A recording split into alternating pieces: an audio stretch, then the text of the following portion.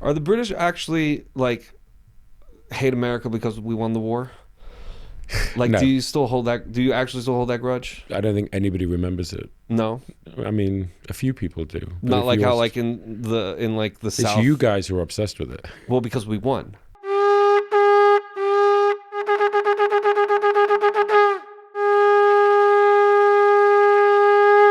Much may well be recording Respect. at the current moment. Yeah, we just kind of press record and allow it to I thought go. you have like an intro and a. No, so I just actually made an intro, because I'm watching the stuff and I'm like, No, you I should think have an I need an intro. intro. Like, ask people to like and follow and No, don't do any of that subscribe. like and subscribe rubbish. But But like, do you think people forget?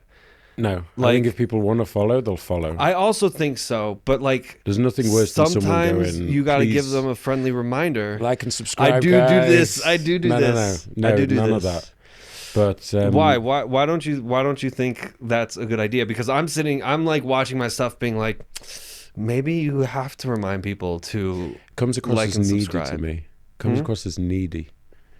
It Very comes across needy. as like, do you feel like you're like the person's begging? I feel like the person is. I feel like the person is on not a mission, but sort of not begging, but they're We like, are on a mission. We're on a mission to yeah. But if gain people want to, followers and put our influence out there. You think like me. that's right. But if people want to follow, they'll follow. That's how I look at it. Mm. Like the interview I did last week. I introduced the Jerusalem Post, and then completely forgot to mention my own name. Introduce the Do you want to guest. be found? That was the most important thing. Obviously. No, you're important too. It's time people told you this, Alex. You are important. Say it with me. I, Alex Winston, am important. For sure. I agree with you. You won't This say is like it. therapy. It is like therapy. It's therapeutic. It's therapeutic. Except I'm just chatting to a friend. What things can you say and can you not say? Like, what things should we stay away from? I mean, we can discuss anything. What I shouldn't say is sort of personal politics, I guess. My personal opinions on certain things. Has Like, I'm allowed to give my opinions, but I shouldn't. I can't go too in depth if I'm not representing a paper, like that kind of thing. I'm here as me, but Right, but you're trying to still keep the journalistic ideals Integrity. alive. Integrity. yeah, Integrity. yeah. Can you answer a question like, have you found in recent years that journalistic integrity has kind of gone by the wayside? No, yeah, you can ask me anything like that if you want. Well, I just did.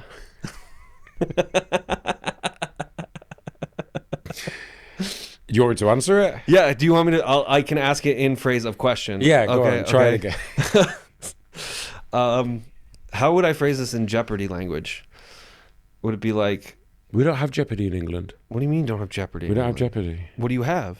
I don't know. I've nothing to compare. There has it to be a Jeopardy. I don't even know like, the concept, and it's thing. something like you're given the answer and you have to guess the question or something Yeah, along those lines. something like that. I also I never haven't lived really in watched England for a while. Jeopardy. Obviously, I'm not like a Jeopardy connoisseur. You know, it's nice that you're a friend, and Close friend. yeah, but I find that a lot of my friends, when it comes to their work, I've like Chandlered. So like I have these friends and I would never be able to explain to somebody exactly what they do. Mm-hmm. So I know you work at the Jerusalem Post. But can you like inform me more about what you do? Sure. I mean, I think I impose myself on you by making you listen to me Never all the time. You never impose yourself, and if you're talking and I don't want to listen, I just kind of go that way. You tell me you've had enough. Yeah, I'm happy to delve into what I do. So I am the news editor of the Jerusalem Post, which a lot of people have heard of. Some people haven't. It's the biggest English language newspaper in Israel. It's been going for 90 something years. It used to be called the Palestine Post. Yeah, before the States. It's from, I think it was opened in 1932 by Gershon Agron, which many people I'm sure know, the street leading to Mamilla Mall. Yes. Down the road. So yeah, it used to be called the Palestine Post. It's been the Jerusalem Post for a long time, and I am very lucky to be the news editor. It's a good job. It's fun. Where do we go from here now? Whatever you want. You know? Why don't you lead into your journalistics questions if you My want? journalistics questions. What's I don't going even, on in the world? I don't even.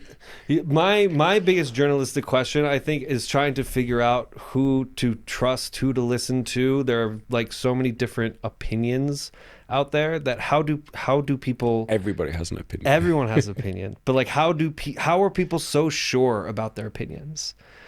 Well, I think this is the biggest problem with things like social media these days and platforms like that, where once upon a time people used to sit at home and they would yell at the TV, screaming their opinions, and nobody could hear a word. Now all of a sudden you have social media, you have X, Truth, Facebook, wherever you want to say, and people now get to put these opinions out there to the world and not get hit in the face. Not get hit in the face. They can hide behind fake pictures and handles and fake names, and a lot of the time they're just doing it to get a reaction. A lot of the time it's like poking the bear.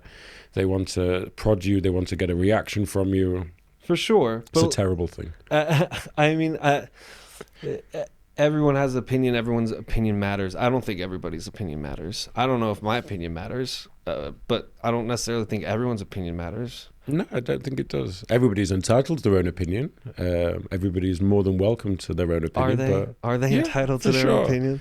For sure, but yeah, like the other day I got into a discussion. Somebody asked me a question about Ukraine, for example, the war in Ukraine. Somebody asked me a question, and before I could even get my answer out, they had told me their opinion, which automatically told me that they had zero interest in having a discussion, speaking, listening, responding, reacting. You're asking a lot of people. It's not easy. Certainly not, but if you're going to ask a question to somebody, if you're asking somebody what their opinion is, you should be willing to listen to their opinion, not just sort of waiting to get your opinion across. Does that make sense? Yeah. I mean, you asked me earlier what my opinion on certain podcasts are, and a lot of podcasts I listen to, the host will ask a question, and then after the guest has given their answer, they'll be like, oh, that's interesting, and then move on to another question, as if they're just trying to wait for the question. I've been guilty of that myself, gotta say. Have you? Occasionally. It's not like I haven't listened to a podcast of yours, maybe critiquing it on air. But no, I hear this a lot from podcasts I've listened to. It's like I have a question. It's almost like you want to control the way the conversation is going based on the questions that you have, but there sometimes doesn't seem like there's a natural flow of conversation. I think it depends also what the platform is. Certain podcasts, sort of the ones that last, 3 hours, conversation style podcasts, maybe slightly, that's sort of the wrong way to go about it. I think if you're doing something that's in the news or it's sort of a current affairs thing, and you have certain questions that you want the answers to, I can understand going through that method more. But the worst for me, by the way, is TV hosts. All those late night, what do you call them? Chat shows, TV shows. You're talking like Jimmy Kimmel, those kind of things. Jimmy Fallon stuff. Some of them are really bad. They don't even wait for someone to answer. Everything sort of interrupt. They interrupt the guests. They're desperate to get their joke across. Well, what from what I've heard, a lot of those are scripted. But I also feel like a lot of the people that go on those shows are kind of it's like a dance monkey dance kind of thing. The singers they're gonna make you sing. The rappers they're gonna make you rap. If you're animal person, what's Steve Irwin's son's name? I saw something with Steve Irwin's son. I've never seen this. I remember Steve Irwin. I've never seen. Who does? I feel like Steve Irwin's in the category of Chuck Norris. You just know their names. You'll never forget their names or what they did. As long as you don't pull some wheel out and ask me to start doing impressions, then we're okay. Do you do impressions? No, I don't do impressions. No, you don't do impressions? I don't think you need to do impressions because I just think that people will like the sound of your voice because you're British. Thank you. Well, I'm very lucky that the part of the world where I come from is not even London. It's so far north of London that everybody just automatically assumes. They're like, oh, you're from Britain. You must be from London. And they start talking to me in a Cockney accent. And I'm saying to them, I'm from 200 miles away, and in England, in America that might be a short distance, but in England that's a long, long, long way away. I feel like I was probably definitely one of those people when I first met you. Like, I can do a Probably. Cockney accent. Probably. Yeah, well, I know how to make friends, obviously. Well, it's worked. Yeah, for some friends, for sure. I take a lot of pride in our friendship, actually. Whenever people you seem like a hot commodity to be a friend, by the way. No, definitely Like, not. what are you talking about? Whenever I'm around people that know you, it's like, is Alex going to be here? Is Alex coming? Is Alex coming? That's Like, because it's more. possibly. I don't want to say it's a threat of me coming, but it's like oh my god, what if he shows up? But No, you're a good time. You're a good time. I think. thank you for saying that. You're Thank welcome. you. I You're feel. welcome. I don't know. I feel like certainly, without getting too heavy, the past 18 months we've had here in Israel, and the past, things that we've all gone through, sort of as a country and as a people. Sometimes it's been hard to remember to have a good time, if that makes sense. You've got to remember it to just enjoy the little moments as well. I mean, I'm curious if like other people have gone through it, kind of like you had with you've had two kids in the span of 4 years. Mm-hmm. Yeah. First one born during COVID. First one born during lockdown. Right. And then the second born, when was Jesse born? The second was born 4 days after October 7th. So that was a crazy week. He was born in the bomb shelter, in the hospital. My family was supposed to fly out October the 8th, and obviously that got cancelled. Once they cancelled flights pretty much straight away. So that was a hell of an experience. I mean, but what has like how have you seen journalism? I guess has journalism changed post COVID, post October 7th, in certain ways that you've had to adapt to? That's a good question, actually. Well, I don't know if journalism's changed, and obviously, I haven't been in the industry long enough. I've been in the industry for a few years, but pre-COVID, I couldn't tell you. But certainly, post October the 7th, I've seen some very, very interesting things. I've seen people come to Israel to report on the war who, maybe had their own preconditions in their mind or presumptions in their mind that have been completely changed because of things that they've seen. They've gone down south and visited kibbutzim, and they've visited places that were affected on October 7th, and it's completely changed the way sort of they view Israel. Similarly, there have been journalists who in the past have been very sympathetic maybe to Hamas or the Palestinians, the Gazans, the ordinary people, and maybe October the 7th, sort of the brutality of it and the way that Hamas acted has changed sort of their opinions. But obviously, real journalism in terms of reporting the news is facts. And as we know from the past 18 months, facts have been sometimes skewed. They've been taken the wrong way. People have, for example, people have taken every single report Hamas has said at face value. People have also done it for the Israeli side, and it's just sort of a lesson to remember that, first of all, not to take everything that you're given from an organization or a press release or whatever it may be. Don't take it as gospel. The whole point of journalism is curiosity, is to ask the questions, is to find the answers, is to find the truth. Because if you're not reporting the truth, you're just telling basically a made-up story. There was a news organization the other week, I won't mention them by name, but they put out sort of a story, and a day later they had to retract it because it turned out that the major sort of hook of the story was completely false. What did the story center around? It centered around a Palestinian who had killed an Israeli, and basically they got major facts wrong. This isn't an Israeli news outlet, by the way. It's a foreign news outlet. But they got a major fact completely wrong, and they had to pull the story, and they had to sort of put up not an apology, but they had to put up we got this wrong, and we've taken down the story.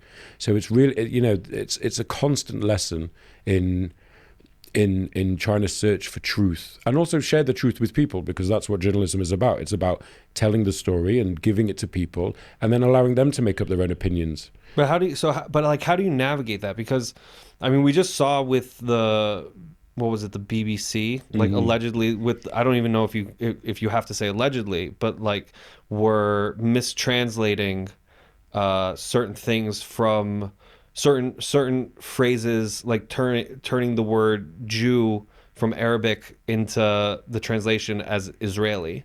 I'm sure you saw this entire story. Well, this has been going on for years with different outlets all over the shop, kind of But thing. is it just starting to come to the surface now because people have more of a microscope on certain things that could be for sure seen as anti-Semitism or anti-Zionist, or just because of what we've gone through and kind of the anti-Semitism that's exploded, since this, October 7th? Like, is there just more of a microscope on it? I don't think it's a microscope as such. I think, again, it's stating the obvious, but there was a civil war in Syria for 10 years, which was covered, obviously, in the news. It was heavily covered. But then sort of it died away and people stopped covering it. There was a civil war in Yemen and a famine in Yemen that resulted from that. 500,000 people or something have died from famine and from the war in Yemen. And in the beginning, it gets reported on and it dies away. But as we've seen from protests around the world, as we've seen from news outlets and their coverage, nothing triggers people like Israel does. No. Nothing triggers the world. I mean, so definitely I wouldn't say there's been more of a microscope, but it's been, like we said, nothing triggers people like Israel does. So there's definitely been a massive focus on it. Even Ukraine, for example, the Russia-Ukraine war is now into its 4th year. It was 3 years in February, and there was maybe for the past year slight lull in the level of reporting, even though the war was still going on. Obviously, recently, since Trump's come back into power, and it's taken over the headlines again in a massive way. But these things come and go. But in Israel, it seems to be it's always the big story. yeah, but you don't, and maybe this is just my eyes not being on enough news sources, but like you don't see the footage. I feel like you don't necessarily see the footage coming out of Ukraine like you do coming out of Gaza. The just kind of like the pure destruction and what is termed Pollywood of the acting. How do I phrase this? A lot of it is not. I don't want to say scripted because it's I don't not want. I scripted, don't want to. I don't want to say a lot of. Some of it does seem scripted, and obviously some of it is pure carnage because Gaza looks leveled. It's not scripted like that as such, and I would never accuse anybody of scripting anything. But what it is that our enemies are very, very clever in they know how to twist a story. Like, for example, Hamas. They have such a high level of knowing how to distort things, when to put messages out, how to put these messages out. It's a form of, for the Israelis, it's a form of psychological sort of terror, psychological torture. For the rest of the world, it's gospel. They take it as truth, whereas we've seen a lot of things that are not true. They've been debunked sort of after the fact. After the world has come out and reported something, it's then been debunked, and everybody sort of slunks away and puts out a sentence saying, "Oh, we got this story wrong." But Can you give an example? Well, the hospital in Gaza last year, when everybody said Israel bombed it, and hundreds of people were dead, and a billion things.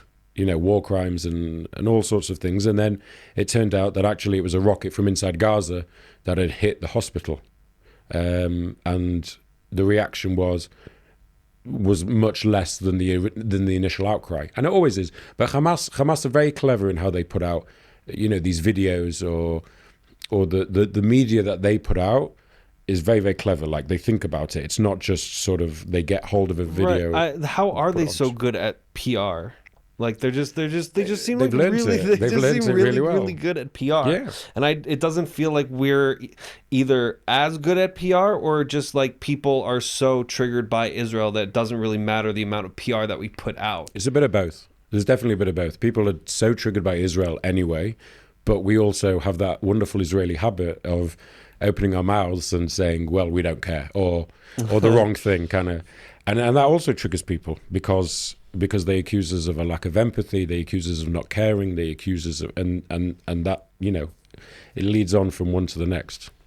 I mean, but you like what are some of the like the distinct differences you've seen from both covering things like Hamas in Gaza or Hezbollah up north compared to your own coverage or how like something like the Ukraine Russia war is being covered? Well, it's different for us because obviously we're here, in the country going through this. So I couldn't compare myself to sort of a foreign journalist coming from abroad, coming from America, let's say, to be in Israel for a year to cover the war. I was in Ukraine less than a month ago. So I got a flavor, a very small flavor of what the war has been like. But I would never ever pretend that I understood it or that I could cover it properly in just a few days. Do you know what I mean? You have to be there for a long, long, long time. And here we're very lucky as a newspaper that we have, we're well ingrained sort of in the media system here. People know exactly who we are. People want to talk to us. Most people want to talk to us. And we have also an excellent team of reporters who do a fantastic job every day, round the clock, trying to get the news out there to the world. But it's not easy, it's testing. Do you want to shout out? Do you want to shout out any of your people that from? We have a wonderful. I mean, everybody. The thing is, By name. but the truth is, it's everybody from our editor in chief downwards through the reporters, our graphics teams, our copy editors, who go through the stories, making sure that they make sense. The internet team who get these stories up online and do plenty of writing themselves. Everybody, our social media team, we have an entire family working on getting the news to people through whatever platform they use. Our Instagram has taken off in a massive way. We're also pushing YouTube in a way that we've never done before. So it's not just, as much as I personally love the written word, and I think I will always love that platform. That's my kind of thing.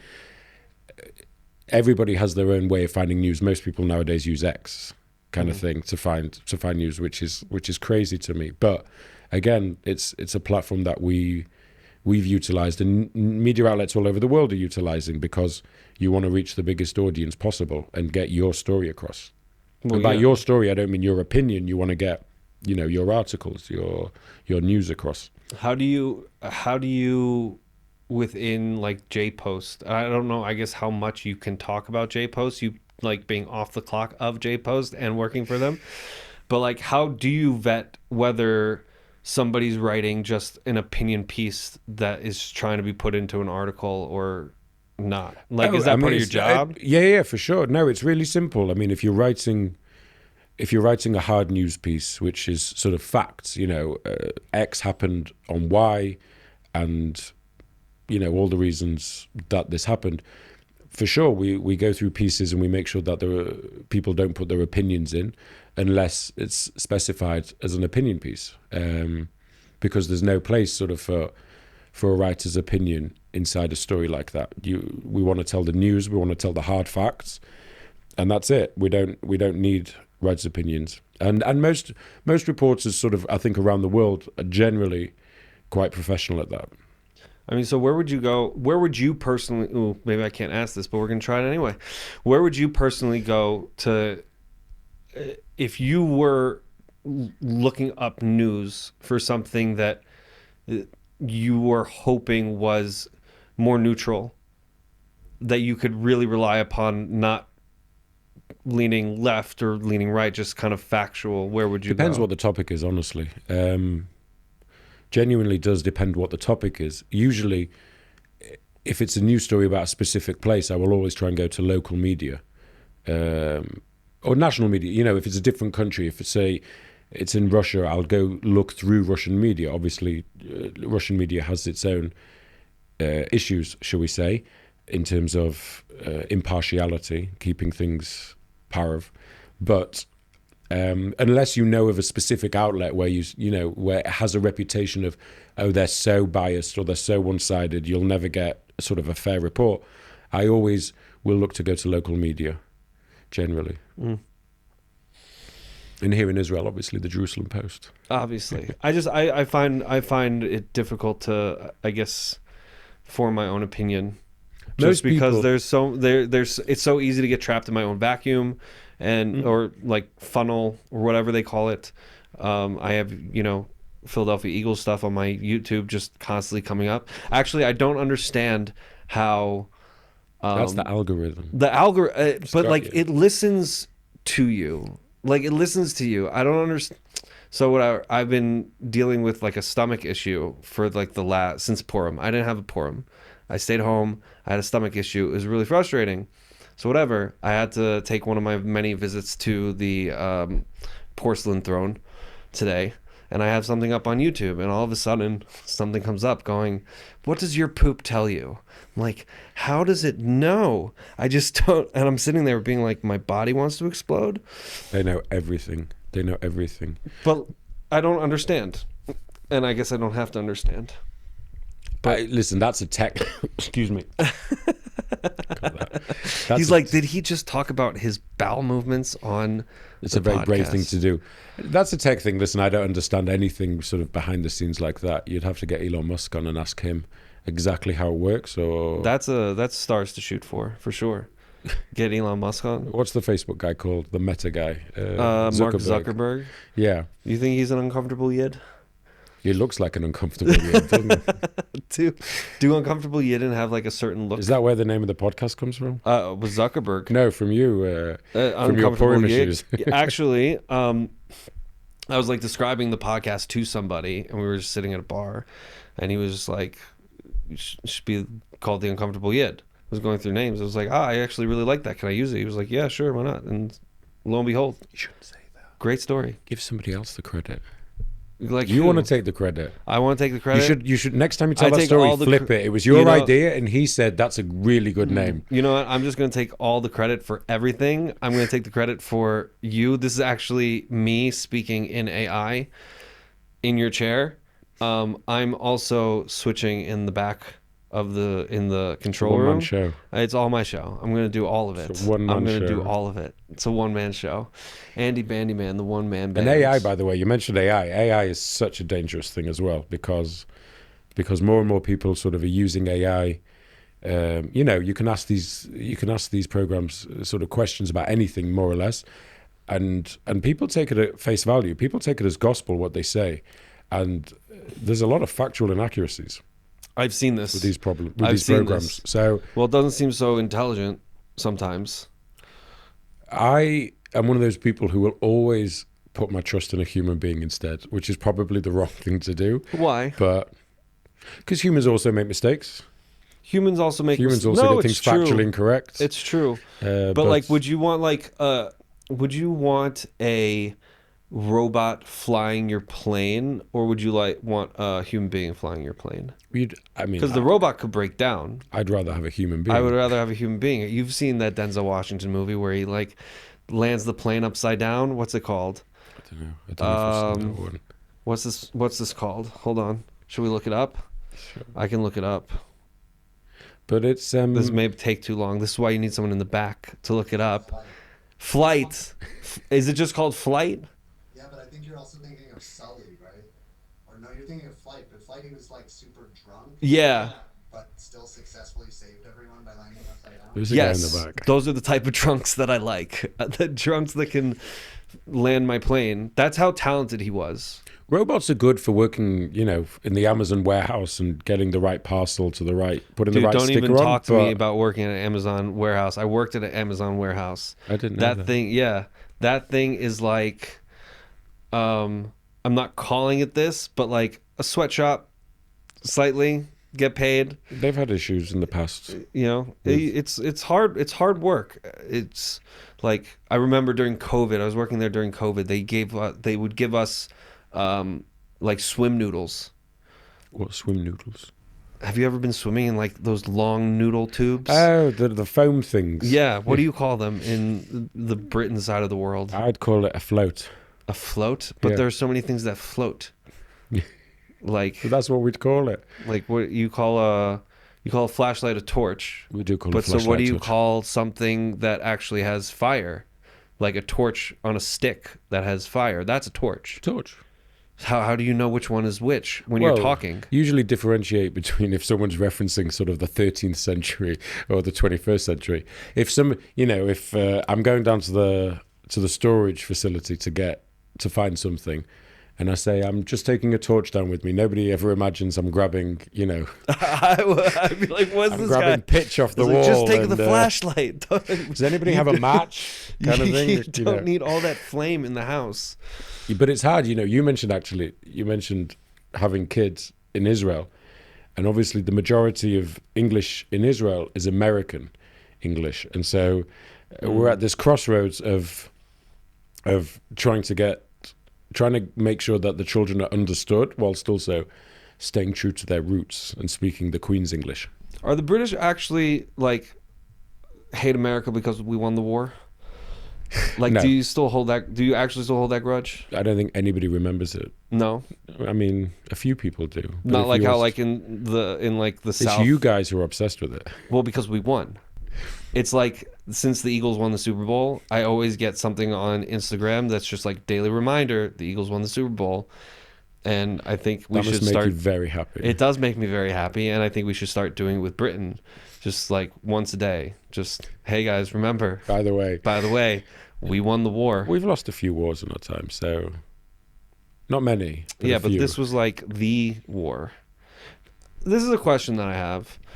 Do you think that times were better when less countries were like self-determined, of like self-governing?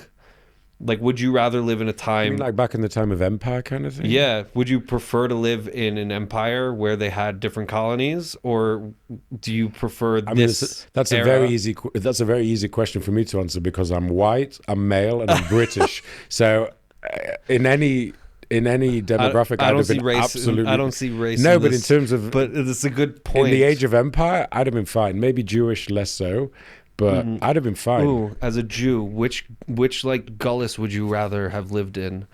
Like, would you rather live as a Jew? Which empire would you rather live in? In the age of empires, The we're British not Empire. the British Empire. For sure. Where you have to leave the British. Always. You're always going to be biased towards the Brits. You're Of always going to course. be biased towards the Brits. Yeah, damn right. This just seems like such a Homer type of thing to do. Like outside. All like, right. Apart from the British Empire, if you mean as a Jew or just as a normal human being, forget anything. Just Stam like a random sitting in the bar, drunk kind of question. Yeah. Which empire? Which empire would you rather? Rome was pretty cool and pretty sophisticated. Rome was very cool. Greece also had its moments. Invented democracy in a way. You would rather? Well, yeah, but like I feel like you're just picking America and What do you mean? Britain, just going back times. No, I think most empires in their time have probably had good points about them, good things about them. Maybe the Russian one less so. I'm trying to think of like really positive points about the Russian Empire, Was that was the like the Tsars and stuff. yeah. But Wasn't one Tsar family ruled for like yeah, they ruled for 300 years, the Romanov family, but half the country was slaves anyway, basically. They were serfs.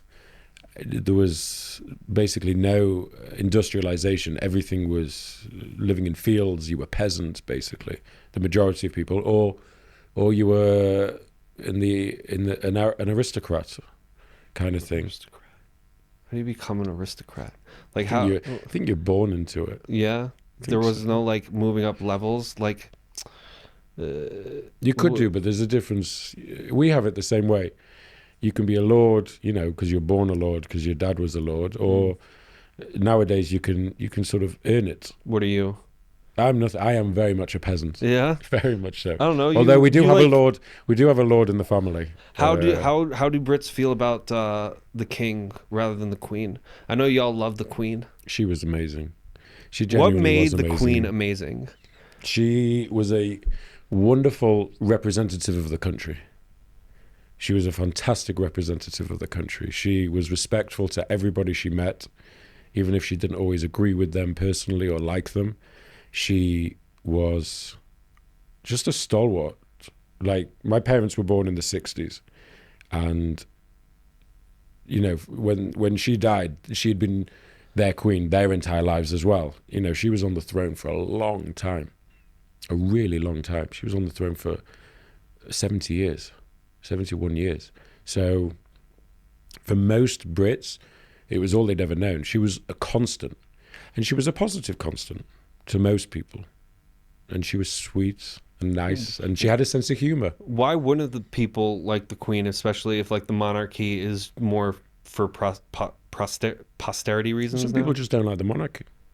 Just because it's like the people who blame everything on the man, kind of thing. Yeah. Some of it's kind of that, and some of it I think is people think their money would be spent better elsewhere, because obviously the royal family gets a lot of money, but they also bring in a lot of money to the country. You know, all those visits to Buckingham Palace and all the visits to London and all these historical sites that we have, because of the royalty, it brings in billions of pounds to the economy. So I'm very much in favour of the monarchy personally. I have no qualms with it. Have you been to Buckingham Palace? I have. I've been inside. Not on an official. But you snuck in? No. I just took a tour with some friends. We took a tour. You can walk around sort of half the palace. It's very, very nice. It's very pretty. Do you find it rude to mess with the soldiers?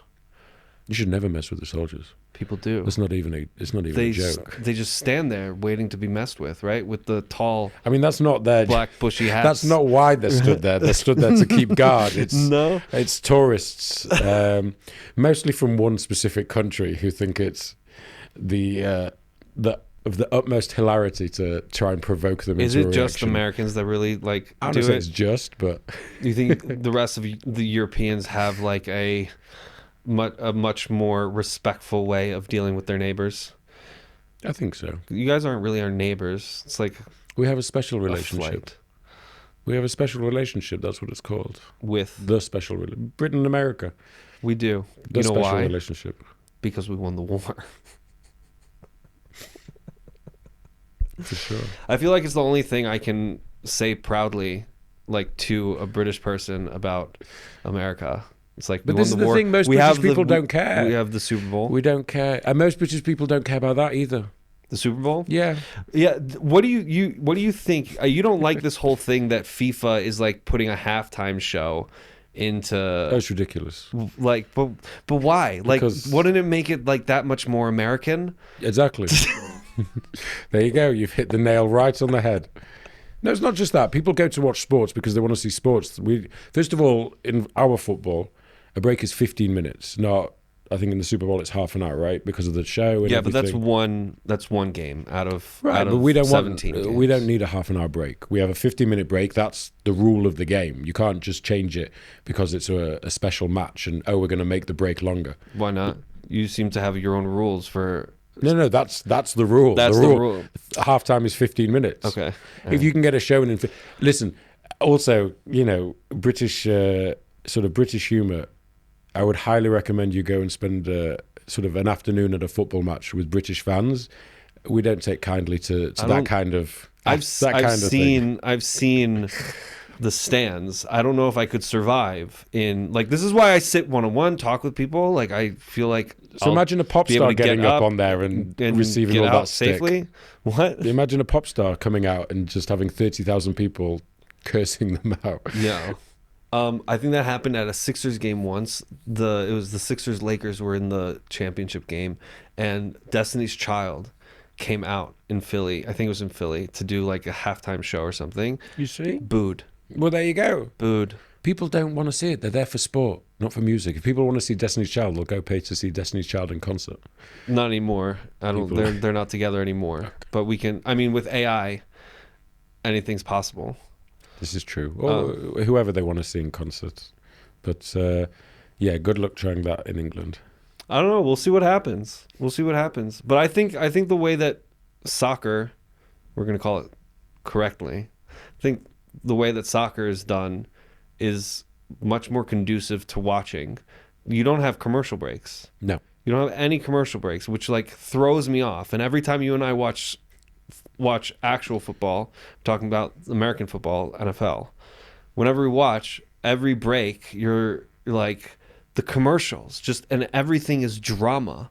Drama. Well, that's the world we live in. Well, and all of a sudden it's caught on to me, and I'm like, every time I'm there's glad a commercial, you're noticing it. I'm glad like you're noticing now I'm like, that. you've ruined commercials for me, because I'm now really sorry. now I You'll just- always have. I don't want to say them out loud, just in case. what? Just in case any jingles are copyrighted or anything. But you'll Oh. always have BK and a few others. That's also something that I don't like. What can you put on YouTube, or like these, like what can you say? Who can you say? Do you always have to say allegedly if accusing someone? Do you have to do that when you write? I mean, it depends. Again, if something is a fact, for example, a very basic example, if somebody is charged with a crime, then you're allowed to report that they are charged with a crime. You obviously can't, if somebody's charged with rape, unfortunately, you can't call them a rapist. You have to say the accused rapist or alleged rapist. Right. You have to be very, very careful for sure. But it's a litigious world out there. People are ready to sue for anything. But it's also the truth. Again, it comes back to my original point of just, you've got to tell the truth. That's the most. I mean, that's what news is there for. If people wanted to watch something that was so biased or one-sided, there was special programs out there for that. Nobody wants to open a newspaper, or special magazines for that, publications. Nobody wants to open a newspaper to find the news and find it so distorted and twisted in one direction that it no longer actually reveals the truth. You At least, think so? I hope so. You think so? Because People will buy newspapers or check. Now nobody buys newspapers anymore, but people will check the outlet, that most aligns with their views for sure. But I think that's a natural thing. But people still want the truth. I think most people do. I like to believe that. You'd Otherwise, hope so. Otherwise, what's the point? I don't know. I guess. And this is, by the way, this is one of the issues with, I don't want to call them. This is sort of the issues with these kind of news shows, and I don't mean news just sort of reporting on war. It could be sports, anything, where most of the time it's a guy in his bedroom or whatever, in his mum's spare room, uploading a video to YouTube, like many people we've seen, but they don't have their sources. They don't have any sources. Their news is coming from other outlets. All they're doing is just sitting there and either twisting it or making it align with what their audience wants to hear. But it's not real news. Do you know what I mean? No, I spaced. You don't go to Broads for news. Can we mention Broads? No, I don't go to Broads for news. I go to You go Broads. to Broads for opinion. Yeah, but a lot of Eagles news opinions, even though we've won the Super Bowl, seems upset. People are upset. Broads is always. People are upset. Yeah, you go and go back. Yeah. Can't believe I actually talked about going to the bathroom on camera, but it's okay. Take it out if you want. Yeah, but like, where's the realism? You were talking about taking a shit. What? You did talk about taking... I did talk about taking a shit, but it was like in regards to talking about how AI listens to you. Yeah, you could have said you were in your living room or something. Yeah, but we talk about truth. We were talking about truth, and we gotta talk the truth. This is true. What stories should people be checking out right now or keeping an eye out on? Because I'm watching a lot of the stuff, trying to keep an eye on the things going on in Syria. I know the U.S. just bombed the Houthis in Yemen, yeah. So what It's kind never of a boring day. It's never a boring day. Ever. But like, what are like what's happening in Syria? Is that getting the news kind of, what's the word? Is it getting the attention it deserves? I think so, yeah. Certainly in this country, because it matters a lot in this country. I'm like slightly confused about whether we should be upset about this or happy about this, or where like our emotions should lie in regards to the regime swap, because we read and we're told that like Assad was this horrible human being, and now he's ousted, but now we have an offshoot of Al Qaeda. This always kind of happens. They always say the better the devil you know, in a twisted way. When we were growing up, the big issue was the Iraq War and the invasion of Afghanistan. And I remember as a child and having a child's opinion. To me, it was very logical. There was a man, Saddam Hussein, who was sort of torturing and killing his own people, and then he was gotten rid of. That's a positive thing.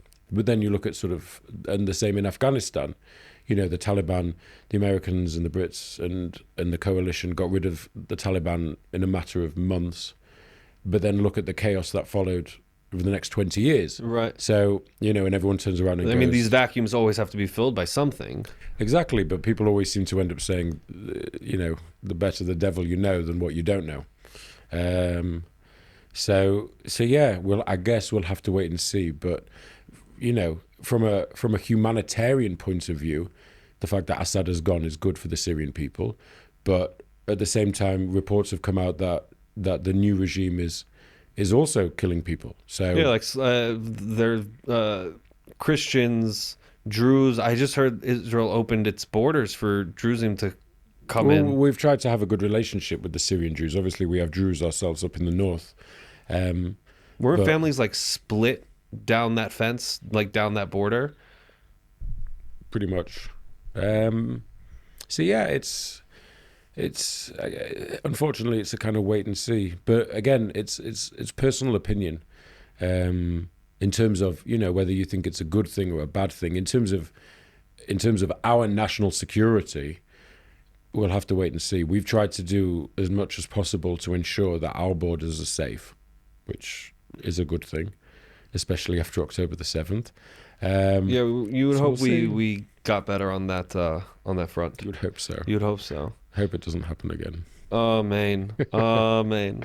But yeah, we'll have to see in terms of Syria. And our neighbours are always noisy. Lebanon has been the same for 20 years and for 15 years, and we'll have to see what happens going forward. It's going to be interesting. I promise you, there's never, ever, ever a quiet day in this country. Ever. Do you ever find it difficult to I'm assuming you would label yourself a Zionist. I like to think so, yeah. Yeah. Is it difficult to write stories on a neutral basis? Or do you find like Judaism or your feelings towards Zionism always kind of like will peek their head into your stories? No, again, if it's not an opinion piece, if it's a news piece, then my personal feelings have no bearing on the story whatsoever. No opinion of mine is put in. To give an example, from a few weeks ago, I had a reporter who described something. He described I can't remember exactly what it was, but it was a tragedy, and he sort of used all these descriptive words, all these adjectives to describe it. And during the editing process, I kind of said, "Listen, this is you throwing your opinion in there." And we ended up taking it out. I said, "You have to just sort of state what happened." I think they described it as terrible and all these kind of things. And I said, I understand what you're saying, and I personally agree with you. I said, but you can't throw these things in because that's your opinion. I said, and you have to just stick to the fact, because it was a news piece. It wasn't his opinion or an analysis. So we ended up having to take out sort of all these adjectives that he'd put in.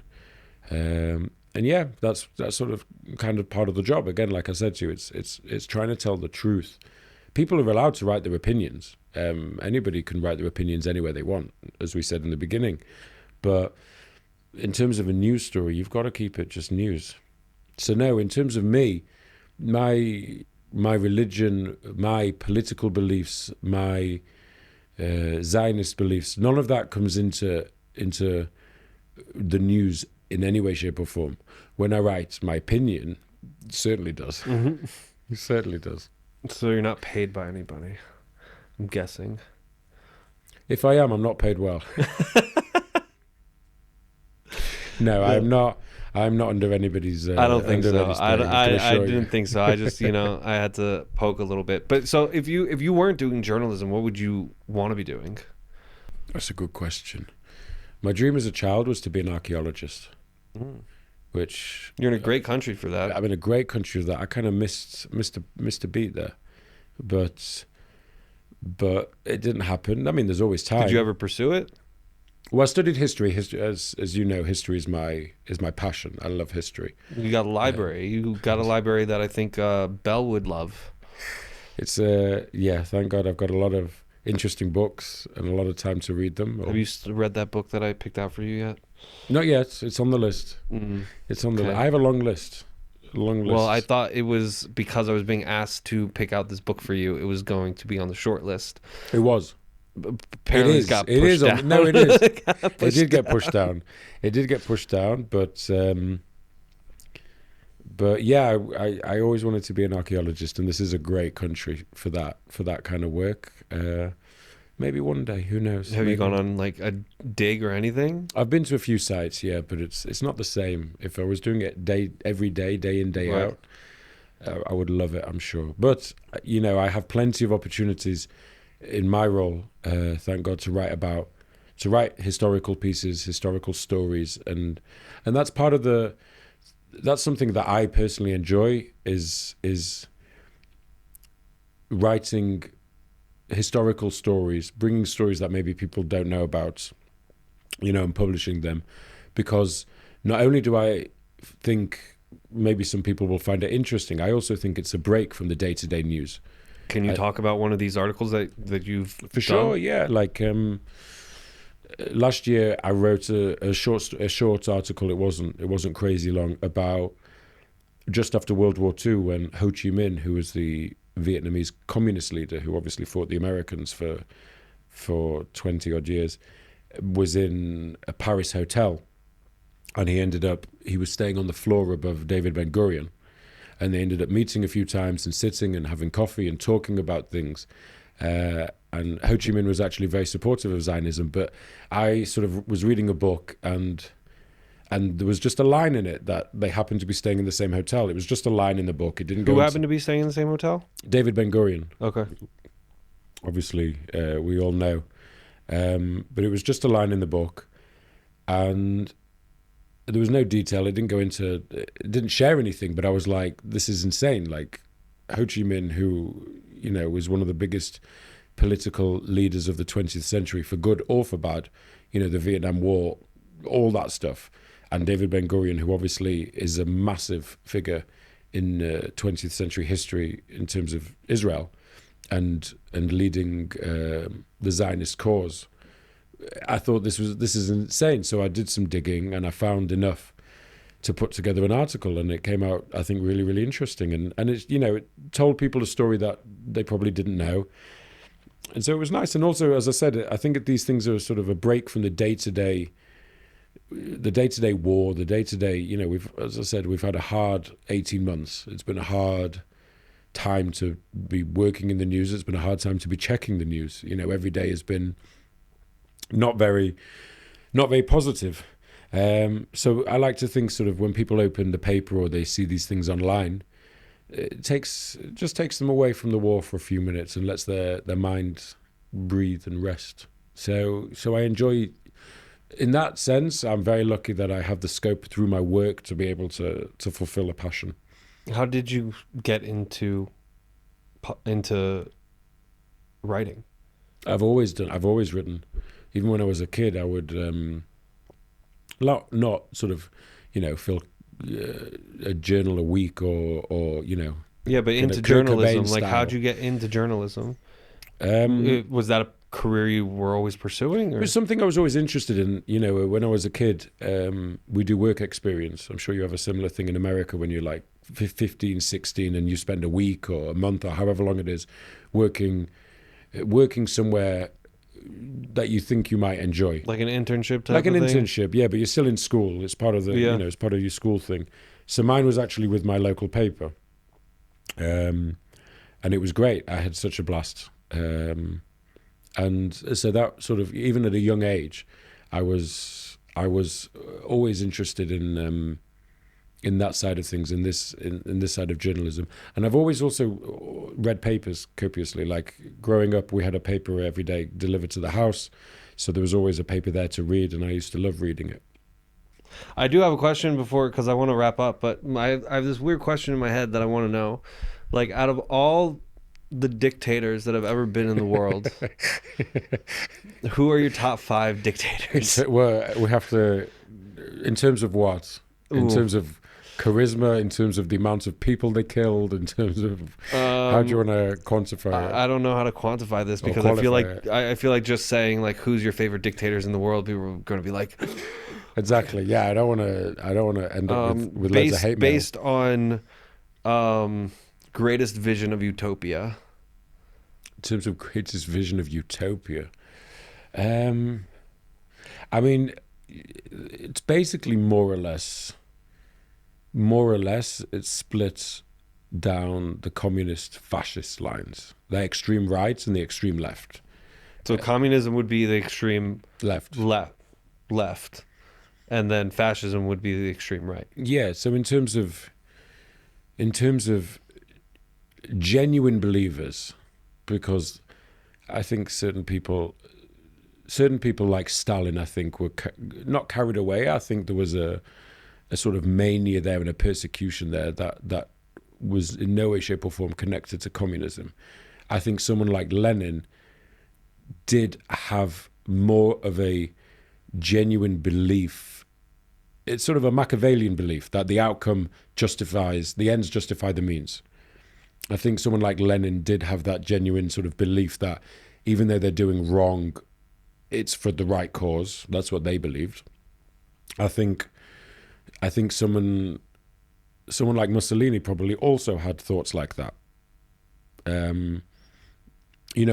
Mussolini is a great example, by the way, because there were a lot of Jews in his early years in Italy who did support him, who were members of the fascist party. This wasn't, some Hitler level anti-Semitism where from day one he was spouting these racial theories of Aryans are the best and Jews are vermin. So it's a fascinating thing to me that there were Jews in this fascist party who fully supported it, because the message that he was giving in the 1920s to ordinary Italians was make Italy great again.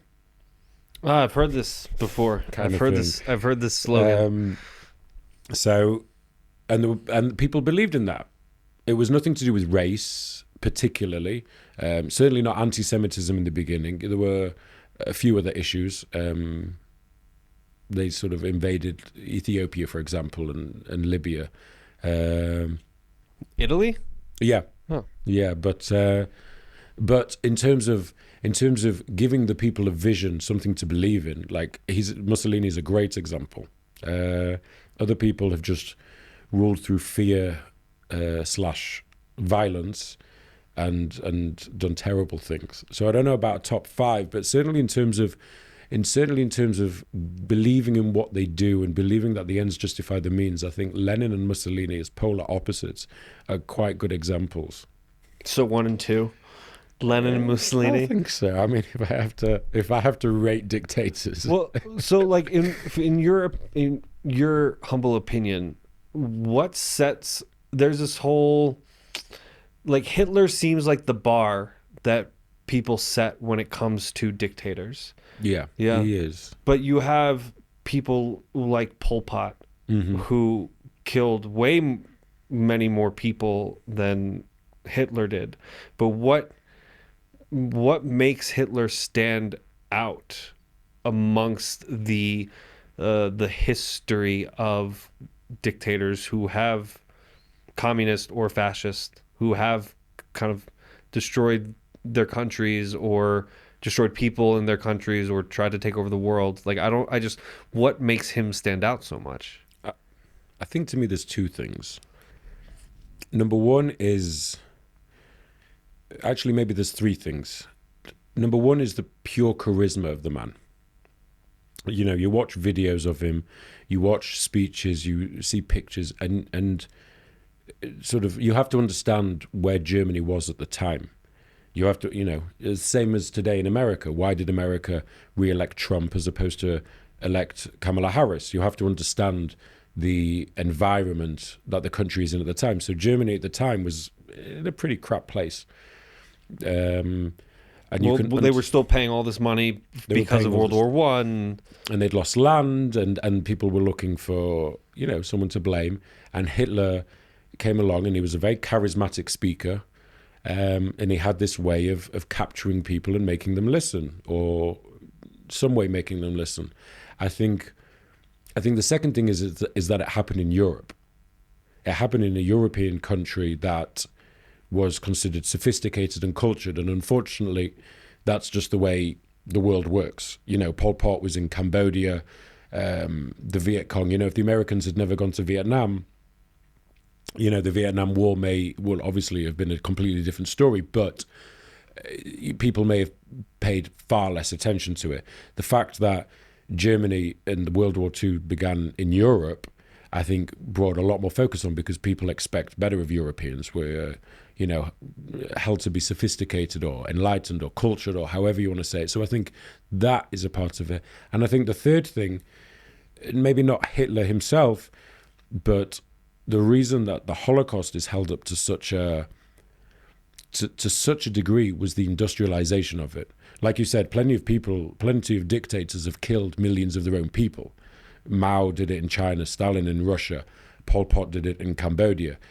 These people have killed millions. Many of them, Mao and Stalin definitely killed more than Hitler in terms of killing their own population. But it was the industrialization, the fact that the Nazis didn't just, you know, it wasn't because they caused a famine, or it wasn't because, you know, they did X or Y. They physically had this machine of putting people on trains, getting them off trains. They had this industrialized chemical that they, you know, this gas that they pumped into a mustard gas, yeah, Zyklon B. Oh. That they would, you know, it was the industrialization of the killing machine. That's what I think sets the Holocaust, or sets World War II apart, in terms of why that's the benchmark. And it's funny you mention that, because there's a sort of, there's an internet law, you know, Reddit and all these places where people have discussions and these threads. There's sort of an internet law that whenever somebody brings up Hitler or the Nazis, oh, well, Hitler thought like that, therefore it must be wrong. The argument is finished, because there's nowhere to go from that. It's sort of this unwritten law of the internet that there's just no way you can go from there, because that's the benchmark. That's the benchmark. Well, it's one of these reasons why I really hate when people refer to anybody as like Hitler. Like, you see a lot of people were calling Trump Hitler. I don't, whatever. And Netanyahu as well. It's a ridiculous comparison. Well, it also, I think, like it dilutes the Completely. evil that these people were. Like, Completely. if you think that, if you're hearing your entire life that Hitler is the worst person in the world, and then he's being compared to somebody like Trump or Bibi or whoever, you're doing the world a disservice.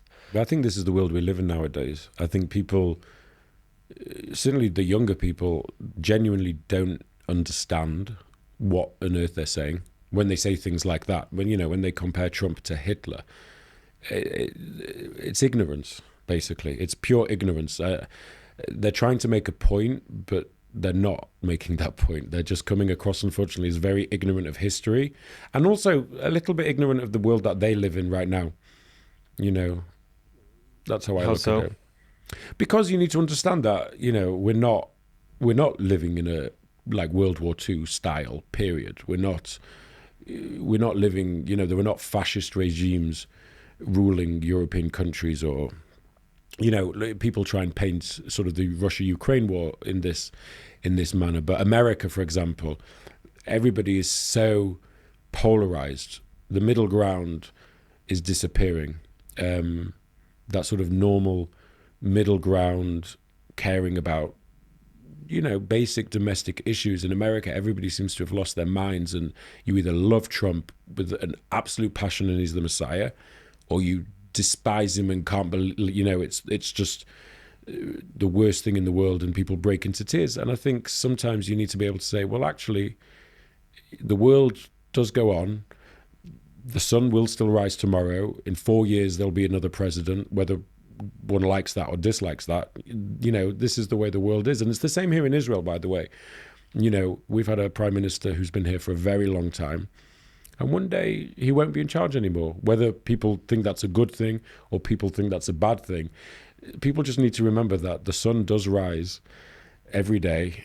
Tomorrow's a new day, and the world will keep going on. You hope so. I think so. No, this is good. For the moment. No, it's a good message. Because I wanted to hit back on this idea of like the industrialization of the Holocaust. It just seems to me, and I know that was a really good ending. That could have been a good ending, but I wanted to talk about this also. So you can squeeze this in somewhere else. In somewhere else, yeah.